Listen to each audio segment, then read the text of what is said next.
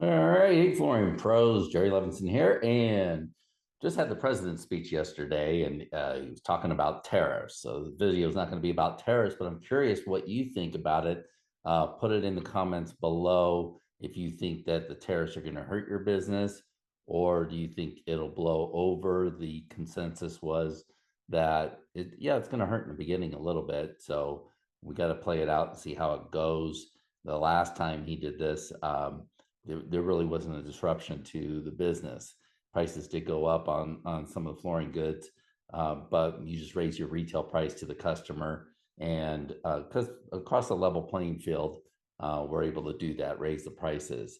You might have to source goods in another location if you can get a better, more competitive price, but hopefully you're not selling on price by now. You've learned something, put out this book, and really teaching people about how to market and how to sell their businesses. So, what I want to talk to you guys about today was if business is a little slow for you right now. I've heard a couple of people saying that they're slow. It's February, and actually, we just started in March, but February was a slow month for some people, not everybody. But we all run across these times when our business is slow. So I put together this video to show you some ideas of what you should do when business is slow. So number one, first thing, don't panic. Okay, this happens to all of us from time to time. Business just dies down. There's not as many customers out there for us, or something's wrong that we got to figure out.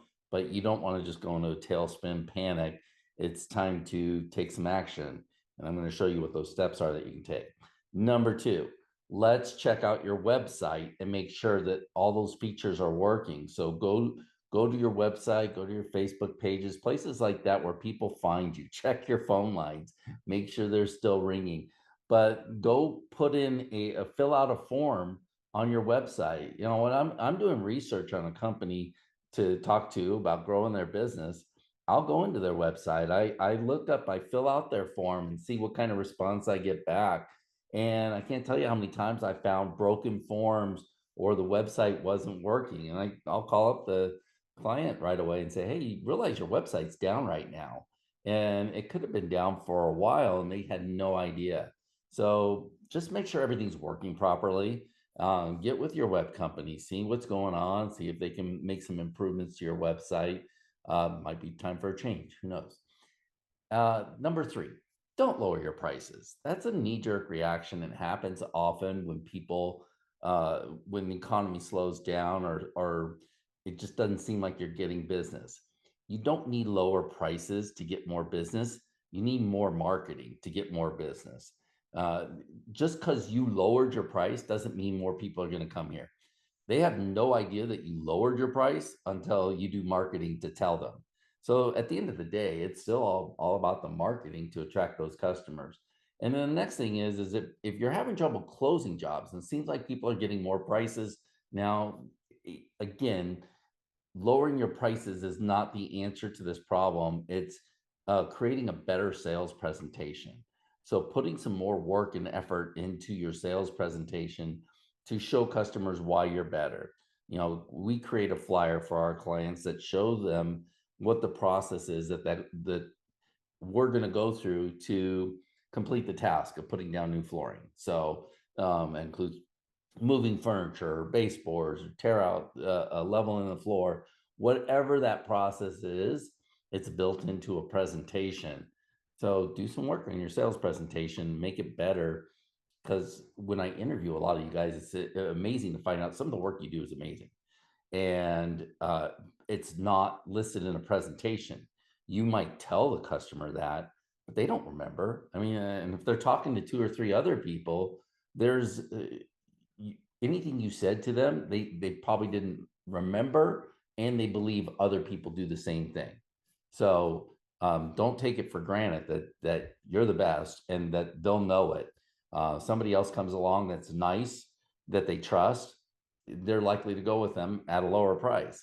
Okay, that's why we got to work harder at our sales presentation to show people why they're going to have a great experience using us. I always like to say why they're going to have a great experience using us, not why we're better. To me, when you say that you're better, you give a customer a choice. Well, better than who? Or cheaper, or, use words that make comparisons to you and somebody else. That's showing a customer that they have a choice. All you want to do is take it for granted that you're going to get the business and show them why it's going to be a wonderful experience for them. Not better than somebody else, but just it's going to be a great experience, period, end of story. You don't have to be better than somebody. Don't give them the option that there is somebody else to check out. All right, so here's three things that you can do right now. Business is slow. These are the three things I would do immediately. Now, when my business slowed down, and I've been in business for over 30 years, first in window coverings, then in the flooring business. And when things slowed out, I created a flyer and I walked around neighborhoods. I wasn't going to sit in the office and wait for the phone to ring. I'm not suggesting that you create flyers and go hand them out. We don't need to now. You've got Facebook, you've got Instagram, TikTok, YouTube, you've got all these channels that you can create content for, and just shoot a video a day and then post those to those channels. And you'll get better and better at it. But you might as well put some content out there and have your little megaphone and tell everybody what you do, what products you have, what they're going to love, and get better at shooting contents and shooting commercials that people are going to like, especially ugly flooring they like because it's entertaining. They also like to see disasters, like if you have a pallet of material that falls over, or if you hit your sprinkler head in your warehouse. There are things that go wrong that is kind of a form of entertainment. So it might suck, but you can also utilize some of those disasters to maybe get some attention from customers. Number two, call every customer back, or every estimate. You've given estimates, people that didn't go with it. Now, it doesn't mean that they chose somebody else. They may have decided not to do it right now. And we find it's about 20 to 30% of customers decide not to decide. They just don't do anything right now. And we know that study, that 20 to 30%, based on a study I just made up in my head. I believe, I've been doing this long enough. I believe about 20 to 30% of customers that you see just don't do anything. It's not that they chose somebody else. They didn't want to go with you. It's not that. They held off. So there are people that their economies change, things in their lives change. They may be ready for it now. So go back through your last year of estimates and give them all a call. You got nothing to lose. Call, email, text. Okay. Are you still interested in flooring for your basement? Are you still interested in flooring for your kitchen? Do a simple 9-word text. And then number three, and this is something that always worked really well. I mean, doing a customer callback. And what I would do is I would combine a customer callback. I would call that customer back, previous customers, and I only go back 3 years. You would say after 5 to 10 years, somebody might be in the market for flooring. For some reason, going back 5 to 10 years doesn't work. It's not nearly as effective as going back the previous 3 years, even though logic would dictate that they probably don't need new flooring right now, but you're more likely to get that business going back just 3 years versus 5 to 10 years. All right, so give them a call, and in most cases, you're going to leave a message. So leave a message saying, hey, this is Jerry at Carpets of Arizona. Just want to let you know we just moved locations and would love to see you again. I'm going to send a letter in the mail with more information.